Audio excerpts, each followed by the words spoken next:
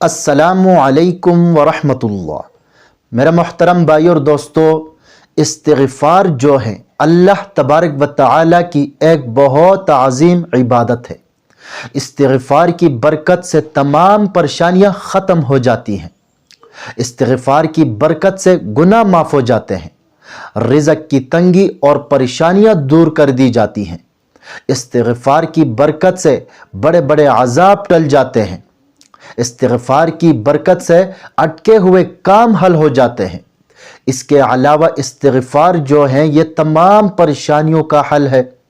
آج دیکھیں ہر انسان پریشانی سے زندگی گزار رہا ہے، مصیبتوں سے زندگی گزار رہا ہے، اور پھر لوگوں کی ایک بڑی تعداد مختلف وجوہات کی بنا پر پریشانیوں سے زندگی بسر کر رہے ہیں۔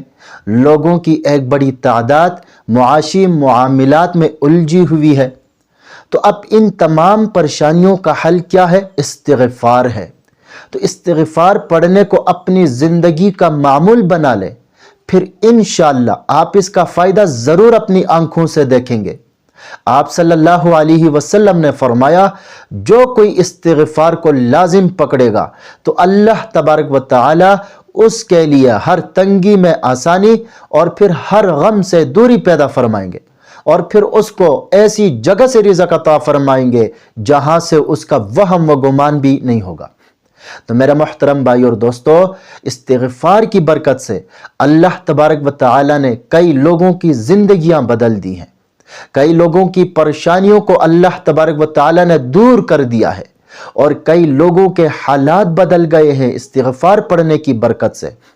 لیکن یہ زندگیاں ان لوگوں کی بدلی ہیں جنہوں نے ایمان کے ساتھ، یقین کے ساتھ استغفار پڑھنے کا اہتمام کیا۔ تو استغفار جو ہے یہ اللہ کی ایک بہت عظیم عبادت ہے۔ انسان کی تمام پریشانیاں استغفار کی برکت سے حل ہو جاتی ہیں۔ اگر کوئی شخص رزق کی تنگی کی وجہ سے پریشان ہے تو استغفار کی برکت سے رزق کی تنگی دور کر دی جاتی ہے۔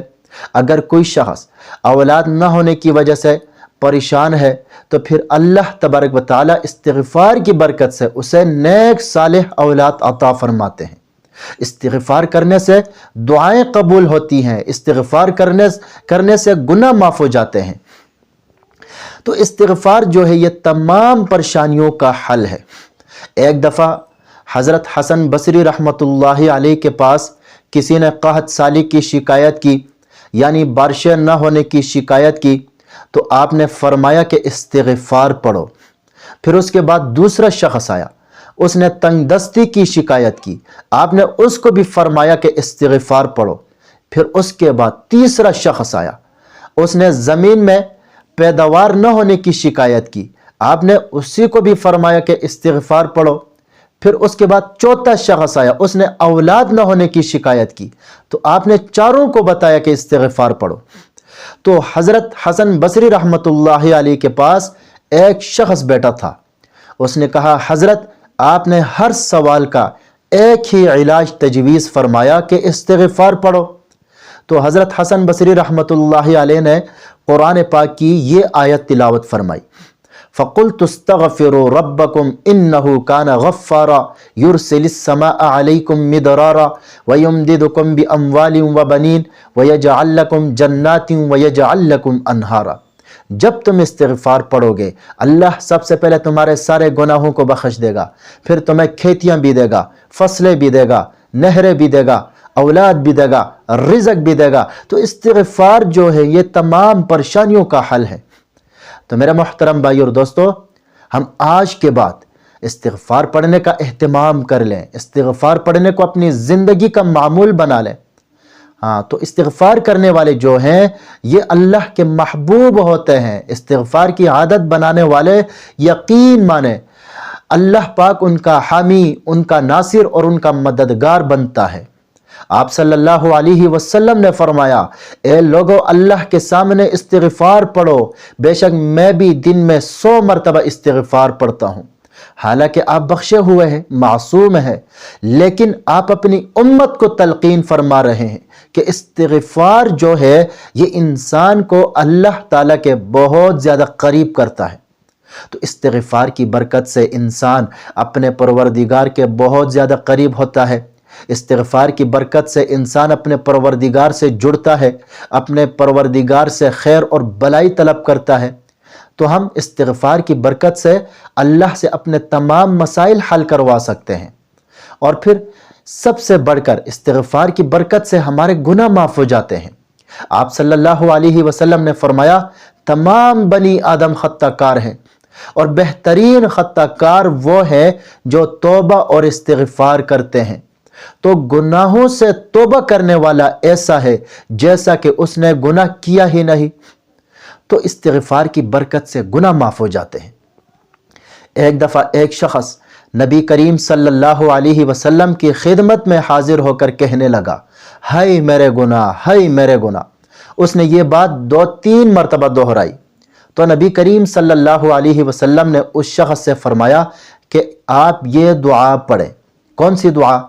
یا اللہ تیری شان غفاری میرے گناہوں سے بہت زیادہ وسیع ہے، یا اللہ تیری شان غفاری میرے گناہوں سے بہت زیادہ وسیع ہے، اور میں اپنے عمل کے مقابلے میں تیری رحمت کی زیادہ امید رکھتا ہوں۔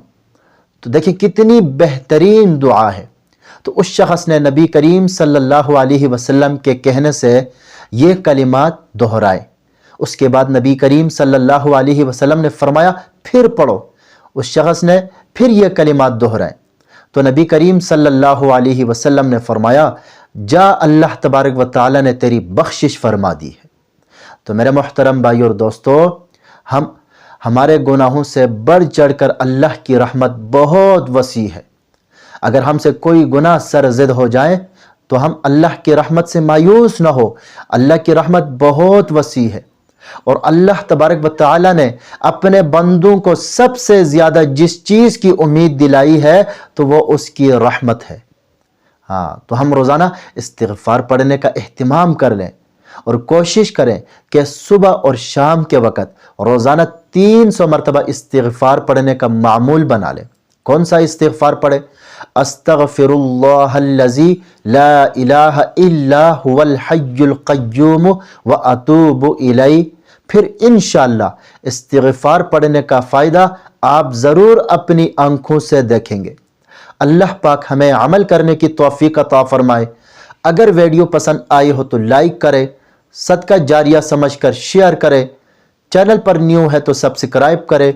اپنا ضرور خیال رکھے گا۔ اللہ حافظ۔